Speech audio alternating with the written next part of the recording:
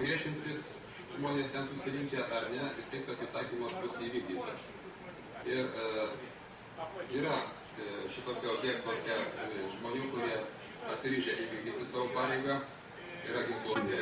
Jokios abejonės, vis tiek man labai gaila žmonių, taikių gyventojų, moterys, seneliai, vaikai, jaunimas, savo prigimčiai tiesiog įdengia tos objektus, kuriuose yra ginkluoti žmonės, kurie tos okupantus gali pasitikti tinkamai. Dėl to manau, kad labai reikalingas tas buvo kreipimasis, kviečiantis vis dėlto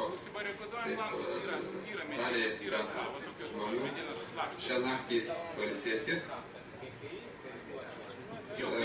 kadangi toks pasipriešinimas neefektyvus. Manau, kad efektyvus būtų toksai partizaninis karas, tai jokios abejonės rezistencija bus. Žinau, kad yra žmonių pasiryžusių tam, pasiruošusių ilgalaikį rezistencijai, ir kad čia okupantai taip laisvai nesijaus kaip per paskutinius dešimtmečius. Norėčiau dar pasamprotauti, kodėl vis dėlto dar iki šiol neužėmė Kauno televizijos.